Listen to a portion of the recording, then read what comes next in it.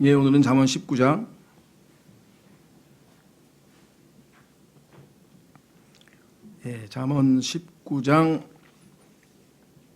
11절서부터입니다. 잠언 19장 11절서부터. 사람의 신중함이 그의 분노를 늦추며 범법을 강과하는 것이 그의 영광이니라. 신중한 사람은 분노를 늦춘다. 성경에서도 우리가 뭐 분노라고도 하고 화라고도 하죠. 우리가 보통 anger 해서 보통 화 이렇게 되면 좀 분노, 화는 좀 약간 낮은 단계고, 아주 진노, wrath 해서 아주 그러면 아주 큰 분노란 뜻이겠죠. 정도의 차이가 있습니다만 하여간 화를 내는 것이죠. 화라고 하는 것은 일종의 뭐라 그럴까요? 자기가 소위 말하면 이 정도 대접, 내가 이 정도 취급을 받아야 되나? 라고 하는 데 대한 육신적 항변이죠. 그러니까 자아가 처리된 사람은 그렇게 크게 진노를 낼 필요가 없어요. 그런데 우리 모두는 자아가 아직도 충분히 처리되지 않았기 때문에 기대치 않은 대접을 받거나 무시를 당하거나 납득할 수 없는 그런 비방을 듣거나 이렇게 되면 우리가 화를 내는 것은 너무나 당연한 것이고요. 그래서 성경에서도 화를 내지 말라 이렇게는 나와 있지 않습니다. 어떻게 화를 안 내고 살겠어요? 하나님도 화를 내시는데. 그런데 과거에 개역 성경의 마태복음에 화를 내는 것이 우리가 지옥에 가야 할 이유인 것처럼 이렇게 잘못 쓰여져 있어서 큰 오해를 불러일으켰죠. 근데 거기에 보면 우리 킹제임 성경에는 까닭없이라고 하는 말이 들어가 있습니다.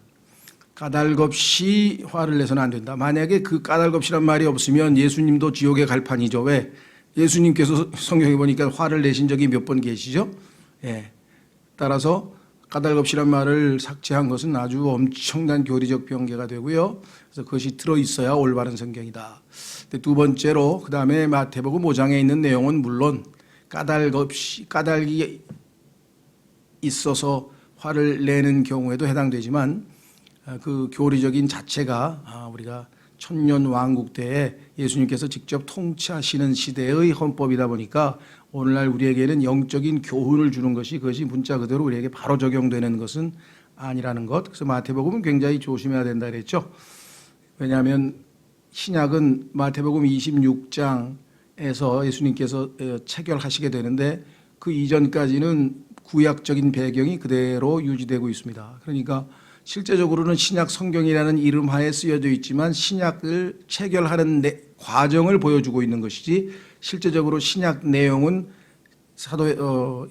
행전 그다음에 바울 서신서부터 시작이 되지 사복음서 안에 있는 내용은 다 배경이 일단 구약이라. 왜냐하면 예수님께서 십자가에서 죽으셨고 그 죽으신 후부터 이 유언의 형태로 주어진 신약이 발효가 되기 때문에 거기서부터 이제 실제적인 신약 교리가 시작이 되는 거니까 조심해야 된다 그랬습니다. 여기서 길게 얘기는 하지는 않습니다만 어쨌거나 성경에서 화와 관련지어서는 셀 수도 없이 많은 구절이 나와요.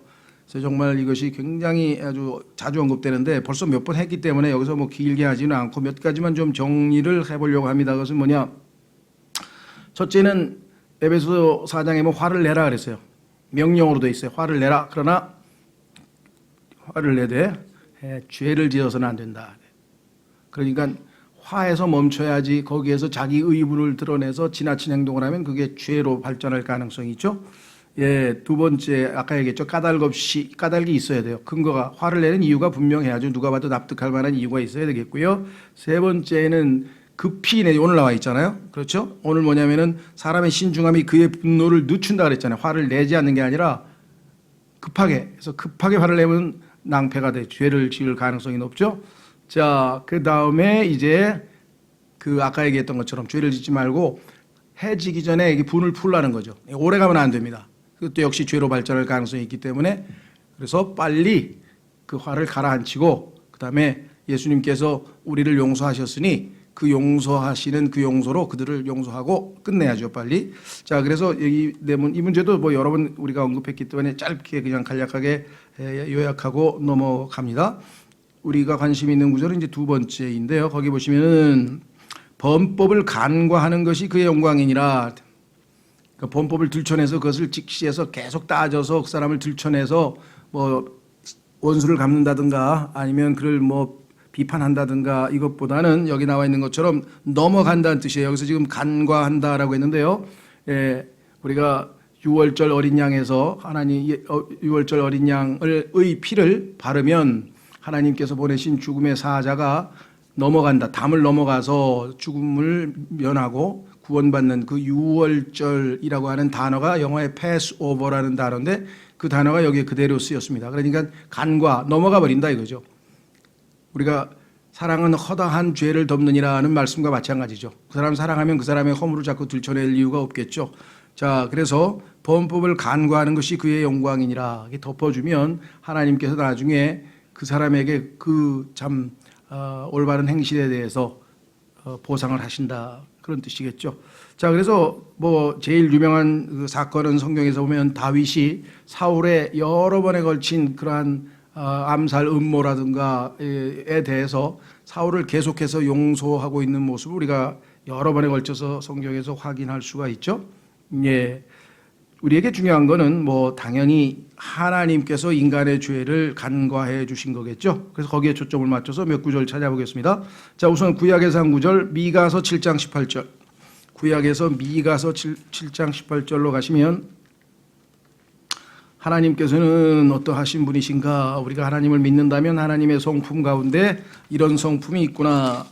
미가서 7장 18절. 미가서 7장 18절 말씀.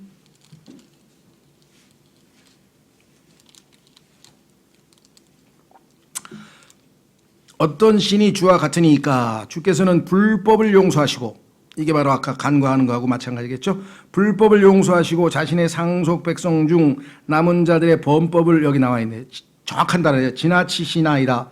아까는 간과라고 해서 한문으로 썼고요. 요거는 이제 지나친다고 해서 전치사 하나만 달라요. pass by라고 하는데 그냥 묻지 않고 지나가 버리신다. 통과해 버리신다 이런 뜻이고요. 그분께서는 긍휼을 기뻐하심으로 자신의 분노를 영원토록 품지 아니하시는도다.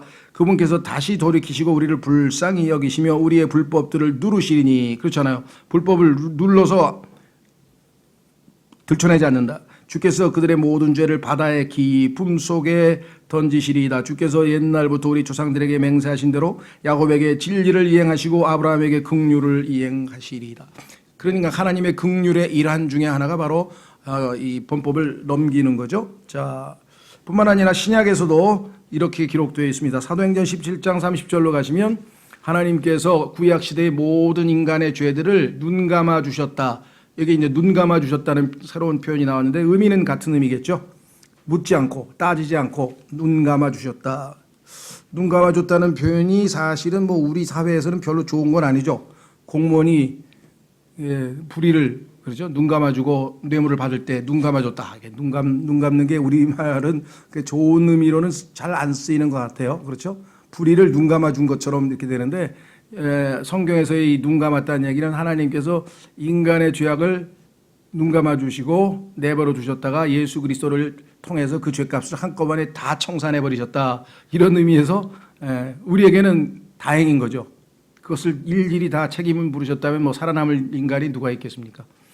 자, 그래서 사도행전 17장 30절 하나님께서 이같이 무지하던 때를, 예수님이 누구이신지도 모르고 사람들이 완전히 무지 가운데, 어둠이잖아요. 빛 대신 예수님이 세상에 오셨는데 빛이 오시기 전까지는 이 땅은 어두컴컴하고 뭐 무지 속에 빠져 있었겠죠. 따라서 무지하던 때를 눈 감아 주셨으나 이제는 모든 곳에서 모든 사람에게 회개하라고 명령하시나니, 예수님이 오신 이후에는 이제 다 회개하고 예수님께로 돌아와라. 하나님께로 회개하고 예수님을 믿어라. 이렇게 성경에서 말씀하고 있죠. 자, 그래서 우리는 눈 감아준다, 덮어준다. 그래서 사도행전 4장 32절 한 구절로 이제 이번 테마는 마치도록 하겠습니다. 자, 사도행전 4장 32절에 보면은 여러분과 저도 당연히 이와 같이 눈 감아준다, 즉 용서해줘야 되는데 왜 그러느냐? 그래도 그렇지. 그건 난 진짜 용서 못합니다. 뭐. 물론 인간적으로 보면 용서 못할 마음이 들 수밖에 없는 경우가 많겠죠. 그러나 하나님께서는 그럼 우리를 뭐 용서할 만하셔서 용서했나요? 용서할 만할 리가 없겠죠. 기가 막히시겠죠. 자신을 창조해서 이 땅에서 먹을 것을 주시고 입을 것을 주시고 모든 것을 주셨는데 하나님을 거부하고 거역하고 정말 양심을 아주 그냥 어겨가면서 온갖 죄악들을 물 먹듯이 밥 먹듯이 했다고 성경에 표현되어 있는데, 얼마나 죄를 많이 졌는데도 하나님께서는 그 상한 마음을 다 누르시고 인내하시고 참으셨다면, 자, 그래서 우리에게 용서를 그냥 하라 그러면 못하는데, 자, 4장 32절에 서로 친절히 대하며 상냥한 마음을 품고 서로 용서하기를 하나님께서 그리스도로 인하여 너희를 용서하신 것 같이 하라. 그렇다면 가능하겠죠. 하나님께서 그리스도로 인하여, 예수님이 우리를 대신해서 십자가에서 죽으셨기 때문에, 그리스도 때문에 우리를 용서하신 그 용서로 우리도 용서할 수 있다. 이래서 오늘 잠언 19장 다시 돌아옵니다. 19장 11절 말씀, 범법을 간과하는 것이 그의 영광이니라. 이것은 예수 그리스도에게 해당이 되는 말씀이요 또 우리 그리스도인들에게도 당연히 적용 가능한 그와 같은 것이다. 그래서 다른 또한 성경에서는 사랑은 허다한 죄를, 허물을 덮는다 그랬잖아요. 덮어준다 그랬. 그렇죠? 예. 자, 12절, 왕의 진노는 사자의 울부짖음 같거니와 그의 호의는 풀 위의 이슬 같으니라. 그러니까 왕에게 진노의 대상이 되는 사람이 있고 호의를 받을, 그렇죠, 은총을 받는 사람이 있다 그랬는데, 왕의 진노는 사자의 울부짖음 같으니 그랬습니다. 뭐 왕이 한번, 왕이라고 하는 것은 권위가 있고 그 권위를 행사하면 뭐 목숨을 앗아가는 것도 뭐 아무렇지도 않게, 그렇죠? 왕이 명령을 내리면 다, 우리도 그렇죠? 예, 사사하라 그러면 더 죽는 거죠, 다. 그래서 일반 세상에서도 하나님이 정하신 질서 중에 왕에게는 권위가 있기 때문에 이와 같은 왕의 진노를 사는 것은 위험하죠. 그래서 사자의 울부짖음 같거니와 무섭다 말이죠. 그의 호의는, 그러나 왕이 또 호의를 베풀 때면 그가 얼마나 또 자상하게 사람에게 호의를 베풀 수도 있는가, 그런 경우도 또 우리 많이 있죠. 자, 그런 의미에서 봤을 때 뭐 상식적으로 이 세상의 삶의 원칙이 있고요. 우리에게야 당연히 이 분은 당연히 예수 그리스도로 적용하는 게 제일 좋겠죠, 영적으로. 자, 그래서 왕의 진노는 사자의 울부짖음 같거니와, 예수님께서 초림하셨을 때에는 어린 양으로서 순한 어린 양으로 오셨으나 그가 재림하실 때에는 우는 사자처럼, 그렇죠, 울부짖는 사자라고 성경에 얘기했습니다. 그래서 지금은 휴식 중이에요. 성경에 보니까 예수님은 지금 주무시고 계신 것처럼 나와 있는데, 그러나 그가 그래서 예수님의 재림은 사자가 잠에서 깨어나는 모습으로 구약에 설명되어 있습니다. 그래서 이제 울부짖는 그 소리와 함께 이 땅에 심판하러, 복수하러, 예수 그리스도를 거부하고 버린 믿지 않는 자들을 벌하기 위해서, 복수하기 위해서 이 땅에 내려오시겠죠. 자, 그래서 예수 그리스도의 재림 때의 모습이 나와 있고요. 그 다음에 재림과 더불어서 예수 그리스도를 회개하고 받아들이는 유대인 남은 자들이 있습니다. 유대인들 중에서 예수님을 받아들이게 될 남은 자들이 있을지인데, 그들에게는 이제 천년왕국에서 그들이 백성이 되겠죠. 그래서 그의 호의는 풀 위에 이슬 같으니라.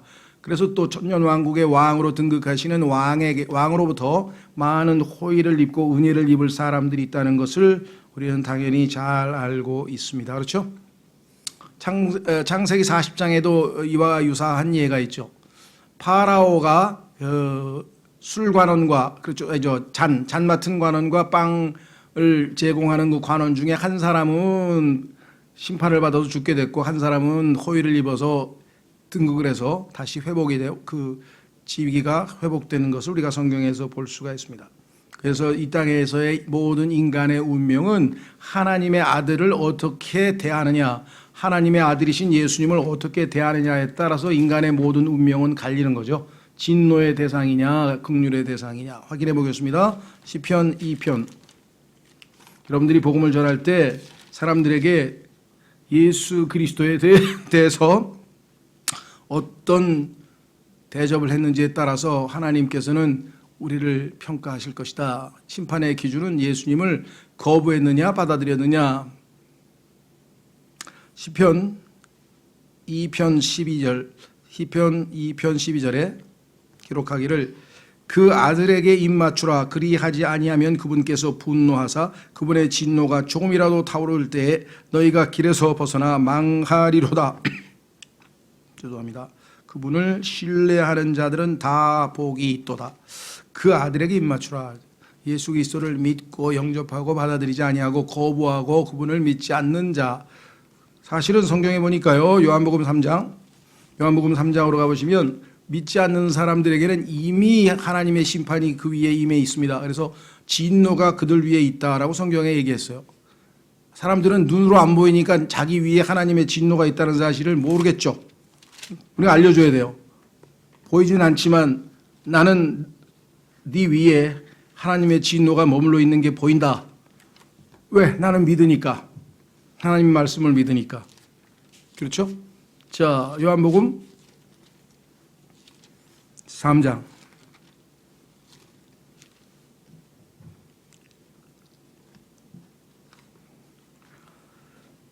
18절.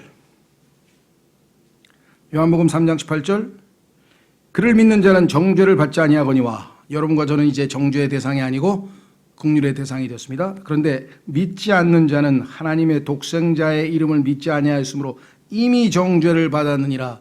이미 정죄받았다는 것은 36절에 써 있어요. 36절로 가면 아들을 믿는 자에게는 영존하는 생명이 있고 우리에게는 영존하는 생명이 있습니다.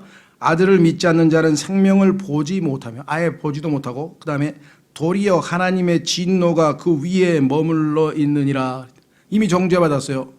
이 진노가 사라지려면 예수 그리스도를 믿어야 돼요. 그러면 예수 그리스도를 믿는 순간 진노의 그릇이 긍휼의 그릇으로 바뀐다고 로마서 11장에 써 있습니다. 왜 그럴까요? 하나님께서는 아들을 내어주셔서 자신의 사랑을 확증하시고 그 아들의 희생으로 구원을 베풀려고 하는데, 그걸 거부하면 하나님의 아들의 그 가치가 어떻게 되겠습니까? 하나님의 아들인, 그러면 속된 말로 생고생만 하신 건가요? 그건 큰일이죠. 하나님께서 우리에게 자신의 사랑을 나타내려고 아들을 주셨는데 그것을 성경에서는 진리의 사랑이라 그랬어요. 데살로니가 후서에서는. 그런데 그 진리의 사랑, 진리이신 그 사랑을 거부했다. 그러면 아버지는 진노하시죠. 아들을 내어주셨는데 그 아들을 거부하면 진노가 이른 건 당연하겠죠. 예를 들면 여러분의 아들을 내줘서 여러분의 뭐 친구를 만약에 구출하려고 감옥에 가는 친구를 대신해서 여러분의 아들이 대신 감옥에 갔다. 그렇죠? 예. 그런데 필요 없다. 난 그런 거 필요 없다. 그러면 그 얼마나 화가 나겠어요. 우리 인간이 베푸는 호의도 화가 날 텐데 하나님의 진노는 얼마나 큰가. 그래서 예수님을 믿지 않는 사람들 위에는 하나님의 진노가 머물러 있어요. 그 진노는 이제 예수님께서 재림하시는 날 어마어마한, 아까도 얘기했죠. 왕의 진노는 사자의 울부짖음 같으니와. 오늘 아침에 보니까 막 엄청나게 벼락인지 뭐 번개인지 치는데 그거 한 방으로도 벌써 그냥 겁이 덜컥 나는데 얼마나 사자의 울부짖음 소리가. 모르겠어요. 아마 한 1, 2초간의 그러한 것도 두려움인데 아마 1분 동안 그 천둥 번개가 한 60번 내리치면 될까요? 상당수 사람이 기절할 것 같아. 내가 볼 테니까.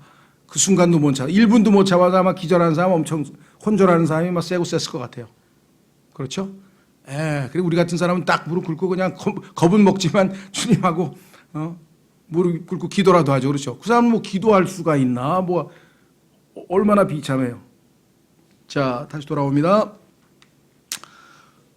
잠언 19장 12절. 왕의 진노는 사자의 울부짖음 같거니와 그의 호의는 풀 위에 있을 같으니라.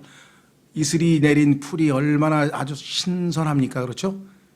얼마나 그 은총이 우리에게 달콤하게 와닿으면 이렇게 멋진 시적인 표현을 썼을까요? 자, 비유도 아름답기도 하고요. 그래서 정말 비유적으로도 아름답고요. 또한 실제적이기도 합니다. 무슨 소리냐? 예수 그리스도께서 재림하시기 전 3년 반 동안의 대환란 기간 동안에는 전무후무한 가뭄으로 인해서 완전히 이 땅이 아주 초토화, 아주 황폐화되어 버리는데, 이때 예수 그리스도께서 재림하시는 순간에 하나님께서는 이른 비와 늦은 비를 내려주시고 이슬이 이 땅에 가득 차서 아름다운 원래 에덴의 동산으로 회복이 되는 중생, 이 땅에 중생이 일어날 것이라고 성경이 말씀했기 때문에 이 비와 이슬은 단순히 그냥 정말 촉촉한 그 가뭄의 이슬 정도가 아니라 실제적으로 온 땅에 하나님의 축복이 임할 것을 상징적으로 보여주는 것이겠죠. 자, 그래서 예수 그리스도의 재림과 천년왕국을 이 한 구절로 아주 멋지게 기록해 놓았습니다. 13절. 어리석은 아들은 그의 아버지의 재앙이요. 뭐 이건 뭐 이 세상에서 아들로 인해서 재앙당하는 아버지들이 뭐 한두 사람이 아니겠죠.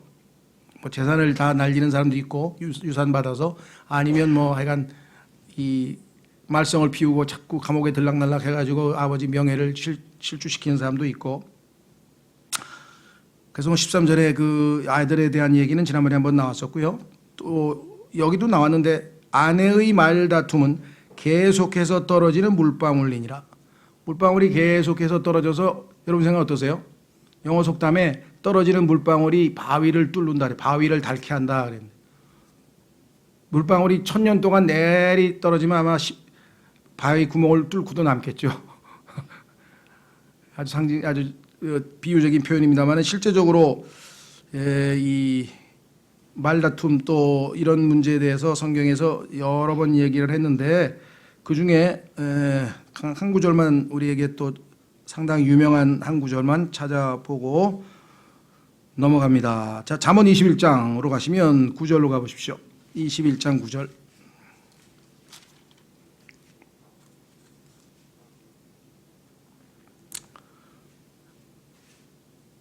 찾으셨습니까? 예. 다투는 여자와 함께 넓은 집에서 사는 것보다 지붕 모퉁이에서 사는 것이 나으니라. 이 표현이 뒤에 가면 또 있어요. 19절. 다투며 성내는 여자와 함께 사는 것보다 광야에서 사는 것이 나으니라. 그 비슷비슷한 얘기를 이렇게 자꾸 강조하는가, 이거 뭔가 하나님께서 강조하고 싶은 의도가 있으신 것 같아요. 그래서 이런 내용들이 많이 나온 반면에 그 밑으로 내려갑니다. 19장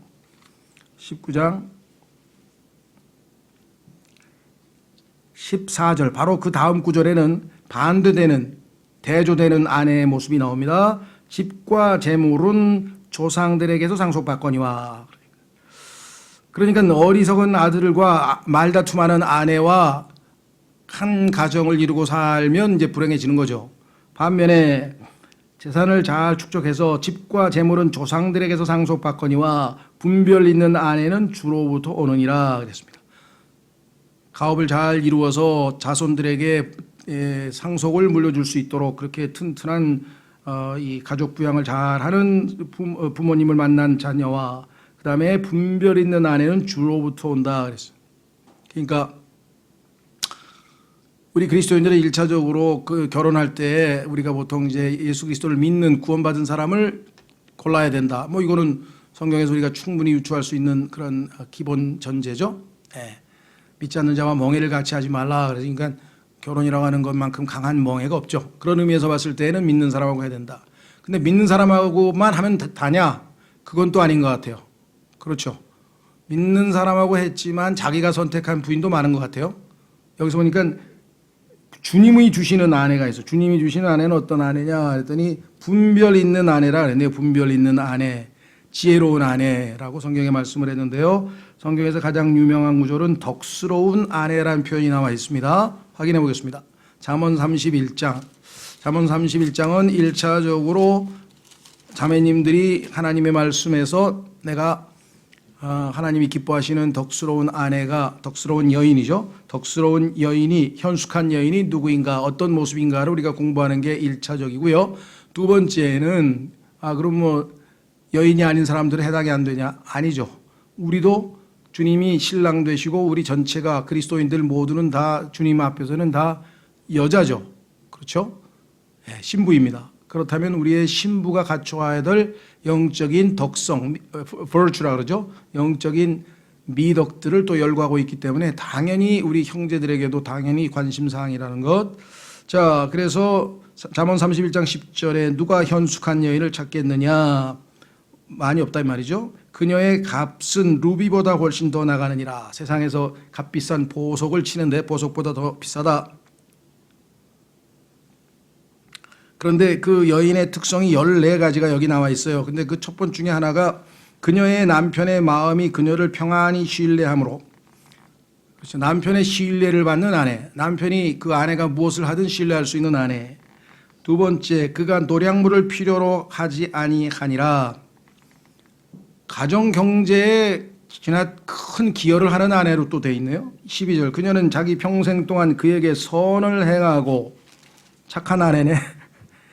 악을 행하지 아니하리라. 그녀는 양털과 아마를 구하여 기꺼이 자기 손으로 일하고 상인들의 배들과 같아서 멀리서 자기 양식을 가져오며 또 아직 밤일 때 일어나 자기 집안 사람들에게 먹을 것을 주고 자기 여종들에게 몫을 정하여 주며 뭐 옛날식 생활 방식에 맞추어서 이 여인이 갖추고 있는 덕목이 쭉 나오는데요. 최종적으로 14가지가 있어요.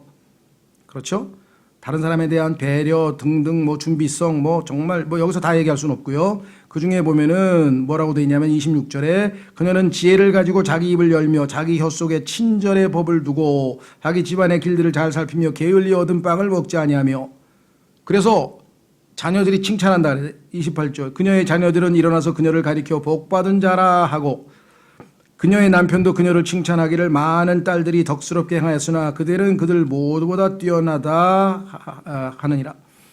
30절 호의도 헛짓되고 아름다운 것도 헛되나 주를 두려워하는 여자는 칭찬을 받으리라.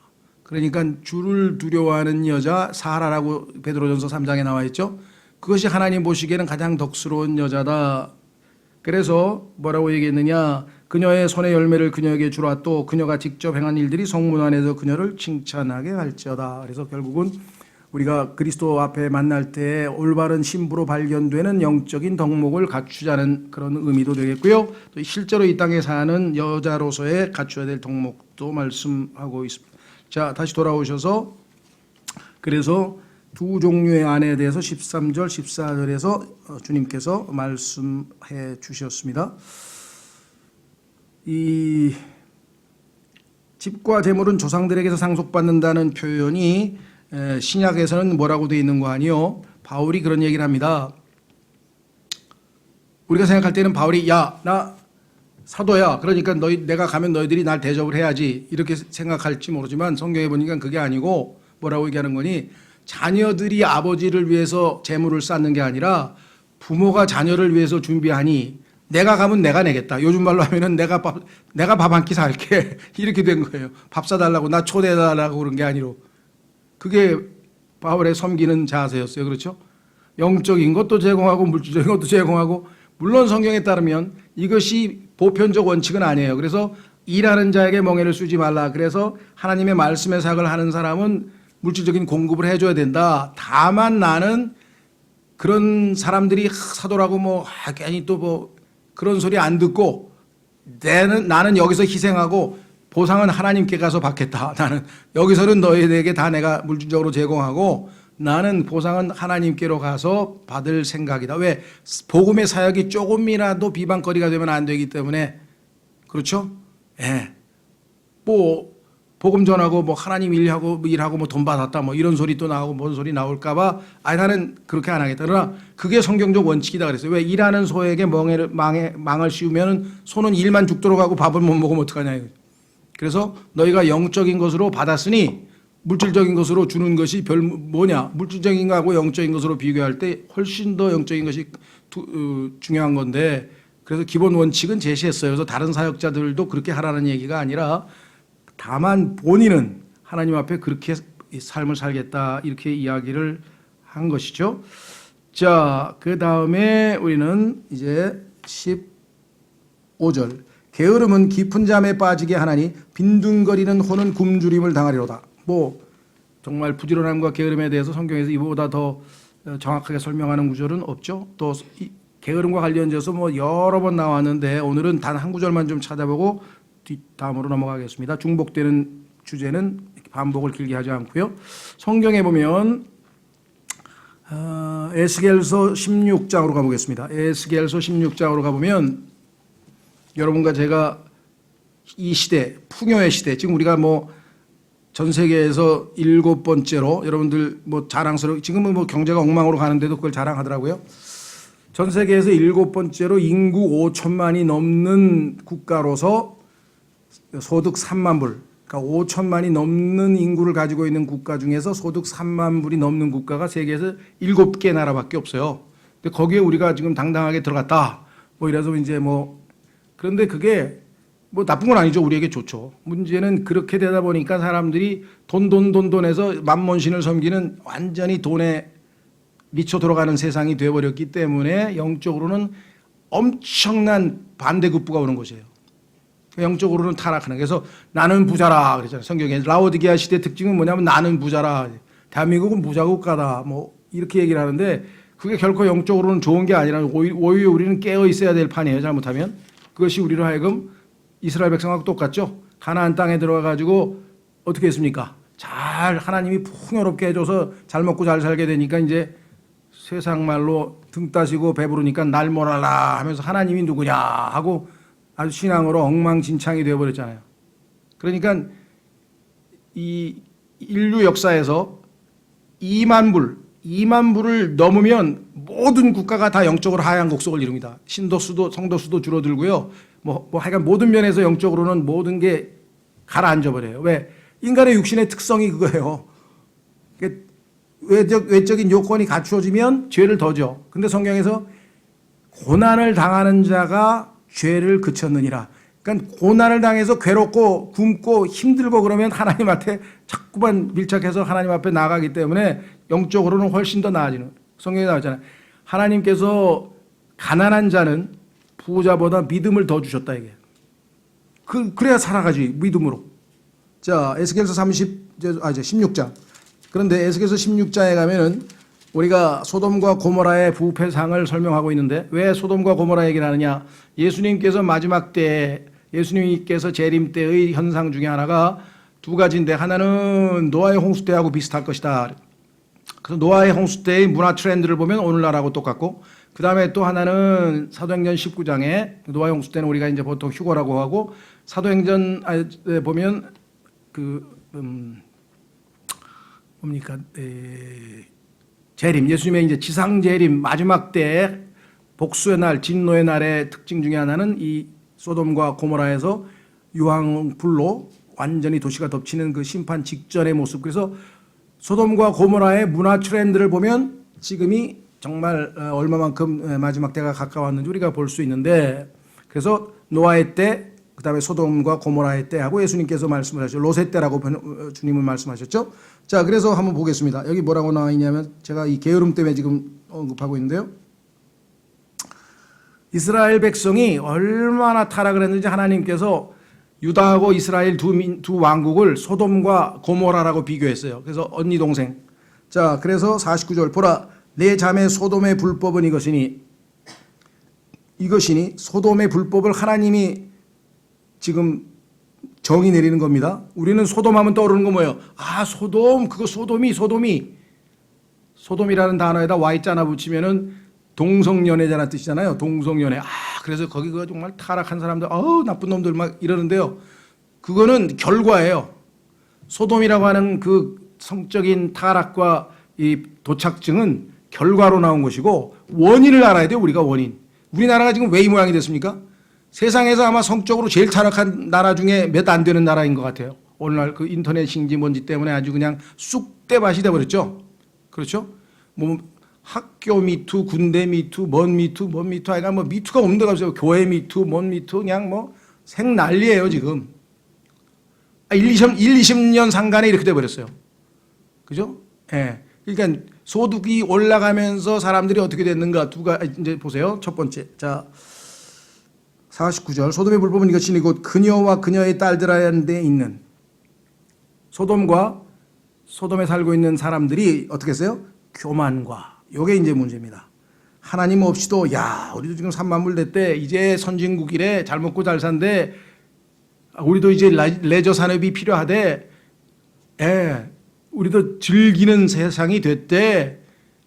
뭐가 어쩌대 저쩌대 하면서 뭐 100세까지 사네 마네 하면서 지금 막 온갖 속된 말로 폼을 잡는데 얼마나 하나님 보시기에는 교만합니까? 이거 다 하나님이 주신 축복인데 감사치도 아니하고 하나님께 고맙다는, 그렇죠? 그냥 막 20만 원 30만 원짜리 그냥 막 스테이크 앞에서 먹으면서 하나님께 감사기도 한번 했습니까? 아주 뭐 지네들이 똑똑해서 그런 줄 알고 막 먹어요 그냥. 그런가 하면은 진짜 그리스도인은 그냥 이제 죽 한 그릇 놓고도 감사기도를 막 하고 그렇게 해서 먹는데, 그렇죠? 자 보세요. 두 번째, 빵의 풍족함.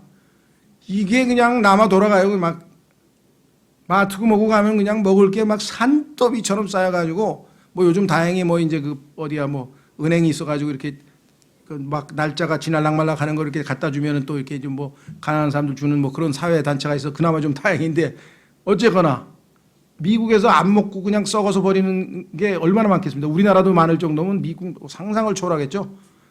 자, 그러니까 교만, 빵의 풍족함, 그러면 자동적으로 게을러지는 거예요. 그 다음에 게으름이에요. 게으름. 이게 그냥 모든 게 다 그냥 이제 AI가 야, 음악 좀 틀어줘. 그러니까 뭐 지니 음악 좀 틀어줘. 음악 틀어줘. 청소 좀 해. 그러면 청소해. 요리해. 그러면 요리해. 그럼 전 뭐 하는 거야, 지는? 나는 죄를 짓고 즐겨야지. 죄 짓고 즐기는 거예요, 인간은. 그러니까 마귀가 그래, 다 해줄게, 내가. 다 해줄게. 죄 짓고 즐겨라. 이 문명의 발달을 영적인 감각에서 보면은 얼마나 우리를 게으르게 만들기 위해서 마귀가 어떻게, 여러분들 보세요. 인벤션이란 말 기억하세요? 인벤션? 정확하죠?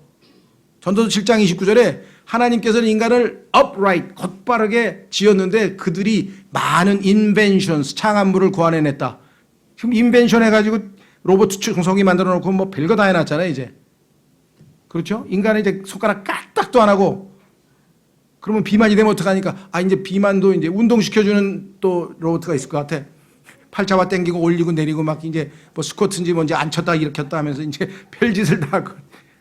이제 앞으로 보세요. 별 희한한 일들이 막 벌어집니다, 지금. 자, 그래서 게으름이 많은 것이라. 요 세 가지. 교만, 그 다음에 뭐예요? 빵의 풍족함, 게으름.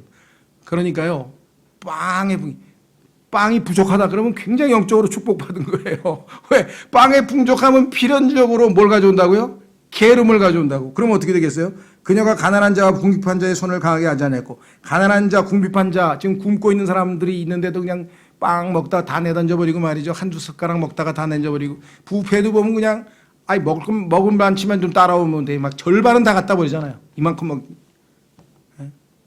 그럼 어떻게 돼요? 50절. 또 그들이 거만하여. 이제는 이제 교만을 넘어서서 거만해. 걸음걸이서부터. 그 다음 어떻게 돼요? 마지막에. 가증한 짓을 하여하느니라.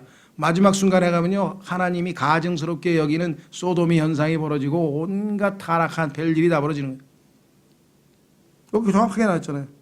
그러므로 내가 선하게 여긴 대로 그들을 어떻게 했다고요? 마지막 제거의 대상이 되는 거예요. 하나님의 제거의 대상 얼마나 비참합니까?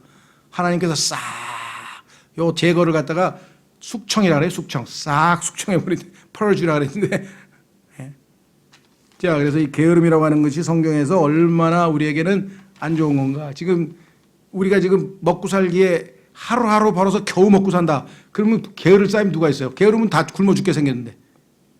그렇죠? 자, 이건 뭐 길게 얘기할 건 없고 다음 시간에 뒷부분 하겠습니다만은 우리가 19장 언제까지 했나? 15절까지. 지금 52시간 뭐 노동 얘기가 나오는데요. 여러분들은 그게 어떤 각도에서 보는지 모르지만 성경적으로 하면 하나님께서 우리에게 죄를 가장 덜 짓고 적절하게 피곤하게 적절하게 먹고 적절하게 쉬고 적절하게 이 땅에서 하나님께 영광 돌릴 수 있는 기본 노동 시간은 72시간입니다. 낮에 일하라 그러잖아요. 낮에. 12 곱하기 6을 해보세요. 하루 쉬고. 그렇죠? 12 곱하기 6 하면 72시간 노동이 기본이에요.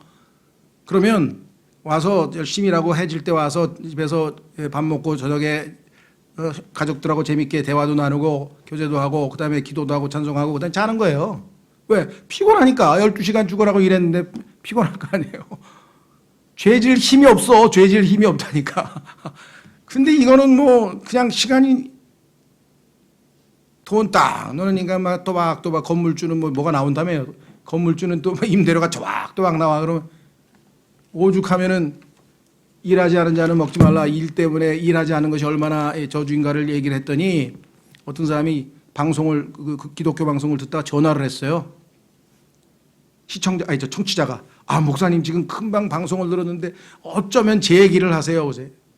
그게 뭐냐니까 건물주야 이 사람이. 제일 이 세상에 있는 모든 인간들이 대한민국 사람은 최고로 치는 게 건물주라면서요. 이 건물주야 이 사람이. 그래가지고 한 달에 한 2천만 원이 월세로 들어오는 거야. 꼬박꼬박 쌓이는 거야. 그래가지고 1년에 1분기 세계 여행, 그러니까 석 달 중에서 한 달은 세계 여행하는 거야. 2달 집에서 빙빙 돌다가 심심해 미치겠는 거야. 한 달 세계 여행, 2달 또 쉬었다가 또 한 달 에너지 좀 보강하고 또 한 달 여행. 이래가지고 십몇 년을 지냈더니 돌아버리겠대요. 왜? 먹고 싶은 것도 없어. 하고 싶은 것도 없어. 아무것도 다 볼 거 다 뭐 안 본 게 없어. 먹어보지 않은 게 없어. 해보지 않은 게 없어. 안 가본 데가 없어. 그럼 뭐야? 아무것도 재미가 없어.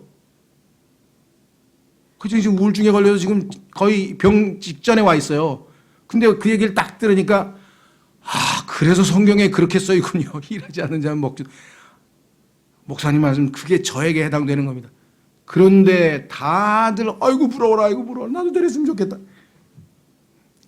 그랬으면 좋겠다. 건너뛰고 바로 우울증으로 가세요, 그냥. 예. 꼭 한 10년 하면 바로 우울증으로 가니까 바로 우울증으로 가는 게 우울증만 가면 좋게 또 그냥 순간적으로 욱 하면 또 막 가버리잖아, 그냥. 내려보면 지옥이고. 그럼 이제 어떡할 거야, 이제. 그렇죠. 심각한 얘기입니다, 지금. 그래서 이 소돔과 고모라 내가 한번 언젠가 설교도 하려고 그랬는데 어쨌거나 그래서 게으름에 대해서도 성경에서 얼마만큼 얘기하니 점점 잘못하면 우리는 부지런한 그렇죠? 이 시간에 우리 다 같이 주님 오늘 주신 말씀들이 주님께서 우리를 지혜롭게 하기 위해서 이 땅에서 살아가는데 주님의 지혜를 우리에게 가르치시기 위해서 주신 말씀인 줄 믿고 믿음으로 우리가 순종하고 신철해서 하나님께 참 지혜로운 사람으로 발견되는 그러한 역사가 일어날 수 있도록 기도하겠습니다.